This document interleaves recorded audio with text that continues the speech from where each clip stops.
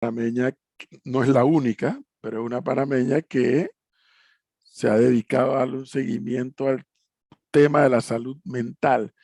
Y yo no tengo ninguna duda que luego de 2 años de coronavirus, la salud mental, en este caso particular de los panameños, con seguridad ha sido afectada. Se trata de la doctora Juana Herrera, quien es la directora del Instituto de Salud, Instituto Nacional de Salud Mental. Doctora Juana Herrera, qué gusto, bienvenida.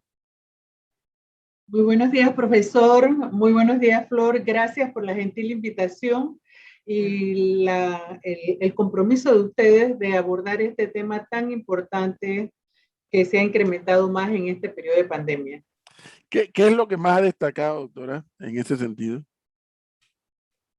En este periodo, en cuanto al tema de patologías o en el tema, bueno, mire, nosotros hemos ido registrando a través de registro y control de salud en el MINSA el tema de cuadros de ansiedad, depresión, estrés postrauma, trastornos del sueño, consumo de sustancias, en particular el alcohol, y otras situaciones que ya se han presentado en años anteriores. Pero esos son los 5 factores con más incidencia en este periodo de pandemia. Ahora, esas incidencias, me imagino que ha habido varias donde hay alguna particularmente que destaque. Sí, los trastornos de ansiedad y el tema de las depresiones. Aquí hay que hacer una diferencia importante porque a veces las personas confunden, creen que la ansiedad y la depresión es lo mismo, pero no.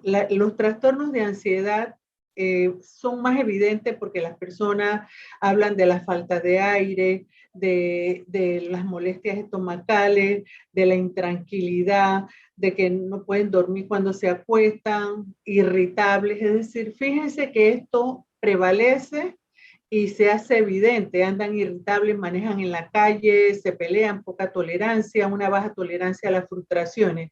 Sin embargo, por ejemplo, en el caso de la depresión, se caracteriza por un estado de ánimo triste y pérdida del interés en las cosas que habitualmente a uno le gustaban. Sin embargo, la persona en los primeros inicios de la depresión, ¿qué va haciendo? Hace un esfuerzo por cumplir sus actividades.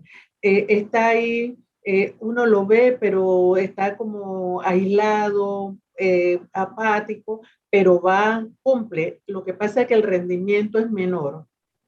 Ya sea académico en los chicos o en lo laboral, incluso a nivel familiar. La gente dice no quiere ayudar, se la pasa metido en su cuarto, uno le dice y tiene que estar repitiéndole para que haga las cosas. Entonces hay una gran diferencia, aunque estas 2 patologías se han presentado con una alta incidencia, siendo la depresión el trastorno mental más frecuente a nivel mundial, que antes de la pandemia era cerca de 300 millones de personas.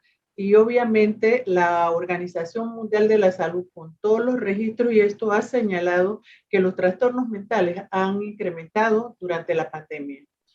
A diferencia de lo que quizás, doctora, muchos pensábamos, ayer usted me comentaba que no, que la cantidad de casos de personas que han tomado la fatal decisión de quitarse la vida, eso no aumentó. Obviamente que lo que aumentó es lo que usted nos está explicando ahorita, las afectaciones producto de la pandemia y todo lo que trajo con ello la pandemia. Pero le quería preguntar, de esas afectaciones de las que usted nos habla ahorita, ¿eso puede llevar a que la persona que no tenía ninguna afectación antes pueda llevarlo a quizás un desenlace grave o fatal? Mire, el tema de la salud pública es un tema de salud pública. El tema de la conducta suicida es un problema de salud pública. Así sea que los números sean menores que el tema de la depresión y de la ansiedad, por ejemplo. ¿Por qué digo esto? Porque la conducta suicida tiene unas consecuencias severas porque perdemos la vida de seres humanos que todavía están en edad productiva, incluso hasta niños o adolescentes. Entonces, para nosotros, como y aquí en Panamá y a nivel mundial, el tema de la conducta suicida es un factor que es considerado, incluso ya nosotros en Panamá tenemos una ley que en su encabezado habla de que es un problema de salud pública y tenemos que invertir y hacer todo lo necesario para salvar vidas, a pesar de que no llegue a los niveles de lo que son las otras patologías. A tu pregunta, Flor, ¿qué puede llevar a una persona a una conducta suicida que llegue a su término? El tema de trastornos mentales, entre eso la depresión, cuadros como la esquizofrenia o como el trastorno afectivo bipolar, que están en crisis, que escuchan voces, pueden llevar a las personas a esto. Pero hay otros factores que desencadenan esta conducta y quizás sean un poco más súbitas, que son las condiciones socioeconómicas o las relaciones insatisfechas o malas relaciones en una pareja o en una familia, que pueden hacer que la persona pueda tomar esta decisión fatal. Aquí lo importante señalar es que el estado de suicidio, de la conducta suicida, es un dolor profundo, un sufrimiento que la persona siente que no hay otra manera de solucionarlo que tomando esa decisión. Eso es lo que piensa la persona que lleva esta conducta o este pensamiento. Y quiero señalar, si me permiten, antes de pasar a la siguiente pregunta, que la conducta suicida no es que yo amaneció y decidí quitarme la vida. Es un proceso que puede empezar con una ideación de que no quiero estar aquí, que estoy cansada, que no sirvo para nada y que quiero irme bien lejos para no molestar a los demás y que los demás no me carguen o que no se sientan abrumados conmigo. La siguiente etapa, ¿cuál es? Una planeación, una idea planificada. Lo que nosotros hablamos cuando recibimos un paciente se admite por ideación estructurada de suicidio. Estructurada es que ya yo estoy planificando cómo hacerlo. Y la persona te lo dice, no es que llega al cuarto de urgencia y te dice, no, yo no voy a decir, la persona quiere ayuda y te dice, he pensado hacerlo así, de esta manera, tengo una semana, 2 semanas de estar pensándolo. La tercera etapa es cuando los intentos de suicidio no consumados, que son esos que llegan, que tomaron pastillas, que la familia logró salvarlo en un momento antes que se llegara al... Y la última etapa es ya el suicidio consumado. Doctora, hoy, digamos, yo no sé si se conmemora, si es el término o no. Hoy es el Blue Monday, el día más triste a según del año. Y es algo que se viene hablando desde el año 2005, ¿no? De que hoy se celebra el Blue Monday. Hay psicólogos y psiquiatras que dicen que esto es básicamente una tontería comercial. Pero no obstante, hay otros que dicen que ciertamente los primeros días del año o de los años son los más tristes, porque la persona no culminó o haciendo una retrospectiva, no culminó sus metas del año pasado, etcétera, etcétera. ¿Qué tan cierto es que estos primeros días de cada año son los más tristes para una persona? ¿Es falso? ¿Es un mito? Mira, quiero decirte que en los años que yo llevo de experiencia y con el intercambio con otros colegas nacionales e internacionales, diciembre se convierte para la gran mayoría de las personas en quizás ese mes más difícil en la vida emocional de las personas, porque está culminando un año más, está cerrando un periodo de que empezó y quizás tenía muchas esperanzas, muchos planes que no logró concretar. Entonces, las secuelas del mes de enero puede traer ese evento de diciembre, noviembre, diciembre. El tema, lo importante aquí, porque para muchas personas los cambios de estado del clima, de las estaciones pueden generar cambios importantes en el estado de ánimo y llevar a la depresión a muchas personas. Por ejemplo, hay gente que en el frío se deprimen de una manera increíble y sobre todo si son personas que han vivido en el trópico y que luego viven en área fría, el no ver el sol, el tener que ponerse tantas cosas, el no poder compartir, una serie de situaciones que generan un cambio en el estado de ánimo que es importante valorar. Por eso dice que hay algunos estados de ánimo que están vinculados con las estaciones del año, pero es fundamentalmente por esta razón. Doctora Juana, la pregunta yo siempre me hago, porque no todo el tiempo uno tiene la posibilidad de hablar de esto, y además cuando se habla de esto y yo pienso en esa persona que, caramba, toma una decisión tan drástica como quitarse la vida, eso es algo tan fuerte, ¿no? Para el individuo y para la familia de ese individuo. Pero yo quería preguntarle, ¿en qué momento pasa de ser una situación, no quitarse la vida, sino esto, las depresiones, la ansiedad, lo que se vive en torno a estos 2 años de coronavirus, pasa de ser un momento coyuntural a una enfermedad, según ustedes? Bueno, mire, el tema, por ejemplo, los trastornos de ansiedad, para hablar de ansiedad, nosotros tenemos que tener una serie de criterios que lo establece la Clasificación Internacional de Enfermedades Mentales, igual que la depresión y todas las demás condiciones de salud mental. Nada más para hablar de esta condición de salud mental que es el trastorno por cuadros depresivos.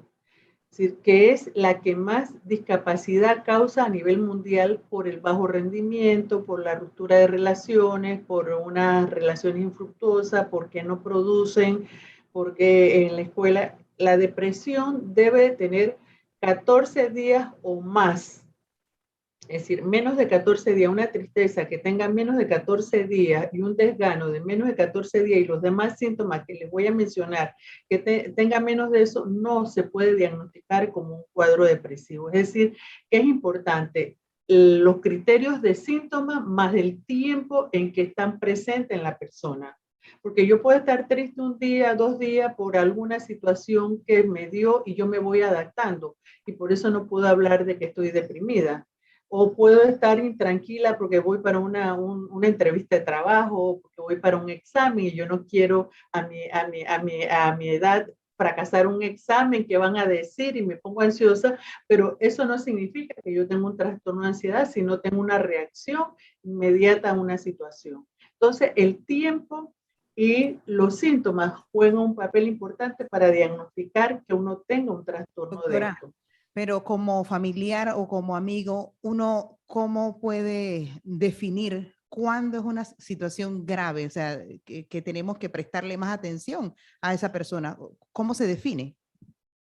Mire, el cambio de conducta es importante, por eso es importante conocer a nuestros familiares. Fíjese que la pandemia nos permitió a nosotros quitarnos esa idea de, ay, es que yo quiero pasar tiempo con mi familia, pero el trabajo, pasamos tiempo en la familia de manera obligatoria por las cuarentenas que se impusieron en los primeros meses de la pandemia. Incluso ahí nos dimos cuenta de condiciones, de reacciones de nuestras familias, de nuestros adultos mayores que desconocíamos porque nada más lo veíamos por horas cuando regresábamos del trabajo, algunos ya estaban durmiendo. Entonces, ¿qué cosa nos hace prever que nuestro familiar está pasando por una situación difícil? Uno, el cambio de conducta. Si yo era una persona o si su familiar era una persona alegre o buscaba mediar, está irritable, no quiere compartir, se aísla, usted ve que hace las cosas, pero ya lo hace a regañadientes o a la fuerza, o si son chicos que en la escuela comenzaron a bajar el rendimiento académico, el tema no quieren compartir con la familia, aunque el tema de los celulares y la tecnología también nos ha aislado un poco de los muchachos, de sus padres, pero esa conducta de irritabilidad, aislamiento, no querer comer, trasnocharse, usted pasa y usted ve la lucecita prendida o está sentado viendo televisión o jugando con el teléfono. ¿Por qué no está durmiendo en las horas que le corresponde? ¿Por qué se levanta tarde? ¿Por qué está irritable? ¿Por qué yo le pido ayuda o le llamo a que venga a desayunar y no quieren o no quieren compartir? Ya ese cambio de conducta en su familiar tiene que ser una señal de alerta para que nosotros podamos valorar que algo le está pasando. Incluso cuando estamos hablando de la conducta suicida, ya hay señales mayores de alarma. Uno, que la persona comienza a disculparse o a saldar sus deudas que tienen por ahí, las pequeñas, decirle si te ofendí, discúlpame, y va llamando a los amigos aisladamente o a sus familiares, reparte sus objetos preciados, aunque no tenga mayores valores para otra gente, pero para él tiene un valor, comienza a hablar de la muerte de alguna manera, usted lo ve que está taciturno o que está viendo un programa o si es mujer a veces se le aguan los ojos. Y le digo eso porque es la terminología que usan los familiares. Dicen, se le pusieron a huevo los ojos y comenzó a llorar. Entonces, no quiere saber, pasa tomando unos traguitos en la casa. Entonces, el cambio de conducta de su familiar es importante que observemos, ya sean niños, adolescentes, adultos mayores. Y en el caso de los hombres, más difícil. Los hombres hablan poco de sus emociones. Los hombres no dicen sus sentimientos. ¿Por qué? Por el temor a que sientan que es una persona débil. Débil. Y que es eso que está débil, que eso que está flaqueando, eso si el hombre es fuerte de la casa o la familia es el hombre. Entonces se queda callado porque la sociedad le ha obligado a mantener esa postura y ahí hay un riesgo mayor. ¿Y eso es lo que provoca que haya más suicidios de hombres que de mujeres? Mire, efectivamente, uno, que el hombre no comparte sus emociones de esa manera y menos cuando es un tema depresivo. Y dos, porque los métodos que estaban utilizando los hombres son más efectivos en términos de esa conducta que no queremos que ocurra, pero son más efectivos para eso, son más letales, son más letales que las mujeres. Entonces el hombre va callando, y cuando toma la decisión ya no comparte eso de que quiero irme lejos. Casi siempre la que dice que se quiere ir lejos para que no molestar a nadie, ni que la molesten, son las mujeres, somos las mujeres. Entonces es importante permitirle a los hombres que hablen, romper ese mito de que los hombres no lloran, que los hombres no se pueden deprimir. Tenemos que romper ese mito para poderlos ayudar. Doctora Juana Herrera, pero ¿quién es el que le enseña a los hombres a decir que los hombres no lloran? La sociedad, profesor, perdóneme, nosotras estamos que las mujeres. Las mamás. Nosotros estamos sumidos en una estructura social que nos hace a nosotros que si las cosas van bien en la casa, y vamos a entrar aquí un tema de género, ¿no? Si van bien en la casa es porque todo el mundo la lleva bien, incluso el papá lo lleva bien. Si las cosas salen mal y los hijos van mal en la escuela es porque la mamá los consiente, porque no los guía bien, porque no está pendiente, porque está trabajando. Sí, ese es otro tema, pero efectivamente a nosotras nos enseñan que hay que hacer las diferencias con los niños y las niñas que juegan, que no juegan, y entonces ahí se va formando ese concepto de que los hombres no deben llorar, no deben decir que están tristes, porque uno o es débil o el machismo ese que el hombre que dice que está triste, bueno, está bajito de sal, todas esas cosas que son estigmatizantes y son discriminatorias, porque los hombres son seres humanos y también tienen sentimientos. Doctora, ¿nos podría hablar de la ley 174? ¿Qué implica esa ley? Sí, correcto. Señor que me pregunta, ¿qué pasó con la ley? ¿Ya la ley existe? ¿Qué contiene? Sí, aquí la ley 174, que es la ley que establece el marco jurídico del abordaje integral de las conductas de riesgo suicida. Quiero decirle, antes de entrar específicamente a detallar esto, que la Organización Panamericana de la Salud y la sección de enfermedades no transmisibles de la OMS, OPS-OMS, ha reconocido que Panamá en tiempo de pandemia ha hecho un gran esfuerzo y una experiencia digna de replicar en las regiones, en la región nuestra, por todo el esfuerzo, con escasos recursos, lo que se ha hecho en temas de salud mental.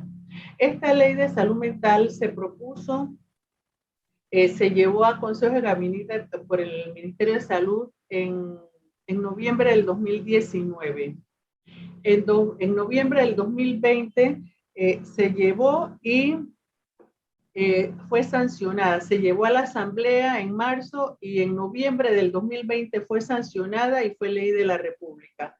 De noviembre del 2020 a esta fecha, hasta el 10 de octubre del año pasado, del 2021, se reguló, salió en decreto ejecutivo, resolución ministerial y es ley de la República. En diciembre del año pasado se hizo una sección de trabajo con la Comisión Nacional de Prevención de la Conducta Suicida, que está integrada por 16 miembros, tanto públicos como organizaciones no gubernamentales que trabajan en el tema de la prevención de la conducta suicida. Y estableció un cronograma de reuniones para el plan de trabajo y el accionar que debemos tener. Incluso el tema del registro y la declaración obligatoria de los intentos de suicidio es importante y está registrado en la ley como un tema importante, ya que muchos de los que logran cometer y llegar al suicidio consumado lo han intentado otras veces. Entonces, al registrarse los intentos, tiene que dársele un seguimiento para evitar que llegue al acto ya final del suicidio consumado. Entonces, la ley contempla una cantidad de cosas, pero sí se ha trabajado y estamos en eso. Incluso está la organización de usuarios, de organizaciones de pacientes y familiares, y están asociaciones que trabajan en el tema, Ahora, que se reglamentó con la participación de ellos. eso le iba a preguntar, ya está reglamentado, o sea, ya se está ejecutando esto para personas que han intentado acabar con su vida, le están dando el seguimiento. Sí, ya es ley de la República, ya es ley de la República y lo que está ahí es de obligatorio cumplimiento, ¿verdad, profesor? Que usted, que fue diputado una vez, que está sancionada, reglamentada y está normada, ya es ley de la República. Es que la clave, Flor, como efecto está desarrollando la doctora Juana Herrera, no solamente que haya sido aprobada en tercer debate y promulgada, sino que ya esté reglamentada, porque eso es lo que garantiza la ejecución de la ley, la reglamentación. Y hay leyes que tienen años ahí esperando su reglamentación para poder ser ejecutadas. Eso es correcto. Entonces, yo quiero decirles, por ejemplo, un tema importante que yo creo que es esto. El artículo 14 habla de que todos los hospitales, clínicas y demás establecimientos privados que ofrezcan atención de urgencia están en la obligación de prestar asistencia médica a las personas que presenten conducta de riesgo de suicida hasta que la condición del paciente quede estabilizada. Posteriormente, en caso de que el usuario no cuente con los recursos económicos necesarios para sufragar los gastos a nivel privado, el establecimiento tramitará su traslado a una institución estatal de salud que pueda brindar el servicio. Paso a seguido, cuando el usuario cuente con recursos económicos propios o cobertura privada del paciente o sus familiares, estarán en la potestad de decidir el lugar de su preferencia para continuar la atención. ¿Por qué leo esto? Porque fíjense, históricamente los cuadros psiquiátricos han estado excluidos de las hospitalizaciones en hospitales privados. Eso por un lado. Y dos, que el paciente o el usuario que tenga un cuadro de intento de suicidio, cualquier instalación de salud, pública o privada, donde está, debe recibirlo y atender y analizar y derivarlo si es necesario a un nivel de mayor complejidad o si considera que no debe ser hospitalizado, pero verlo por atención por esta conducta. Esta es una conducta de riesgo, es una urgencia médica y es una urgencia psiquiátrica. Entonces, eso está establecido en la ley.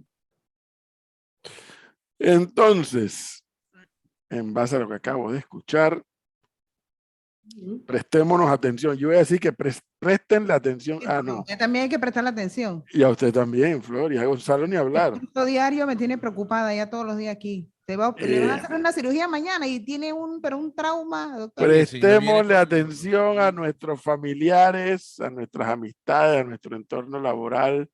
Si hay algún cambio de conducta, si hay algún cambio de forma de actuar diferente al día a día que hemos conocido siempre, porque puede ser que esa persona de alguna manera u otra esté mentalmente siendo afectada por esta situación, por otra situación, o particularmente por esta de esto del coronavirus y demás. Yo sí creo que el tema del confinamiento, doctora, yo sí creo que generó algún nivel de perturbación en mucha gente, sin duda alguna, porque el ser humano no está no está diseñado para eso. El ser humano, por el contrario, con él viene el instinto gregario, el instinto de asociarse, de agruparse. Y el que te tenga que decir nadie puede salir de su casa porque hay una enfermedad, algunos como nosotros, doctora Juana Herrera, fuimos afortunados que pudimos seguir trabajando de las casas Sí. y haciendo programas de radio desde la casa y demás. A otros les cambió la vida radicalmente. Y no todo el mundo reacciona igual frente al mismo hecho. No, y aún así trabajando yo, Así es, hubo por lo profesor. menos en ese periodo tan crítico, que cuando Sí, yo me estaban acuerdo las cuando le tuve que estadísticas, mandar me ponía a llorar. sí, yo me acuerdo que le tuve que mandar un carro especial y todo a usted. Sí, recuerdo. Porque Así es. Ustedes No es lo dicen fácil. usted lo han dicho perfectamente, profesor, y yo quiero decirle que el trabajo que ustedes han realizado en todos los medios de comunicación ha sido importante durante la pandemia porque le han permitido a las personas escuchar y saber e identificarse. Yo tengo eso, tengo un familiar así, tengo que buscar ayuda. Incluso yo quiero reiterar los teléfonos del Instituto de Salud Mental, que es la central, pero cuando la persona o el familiar llama y dice, mire, tengo un familiar así o me siento así, le ponen al médico que está para que lo oriente. 523-6800.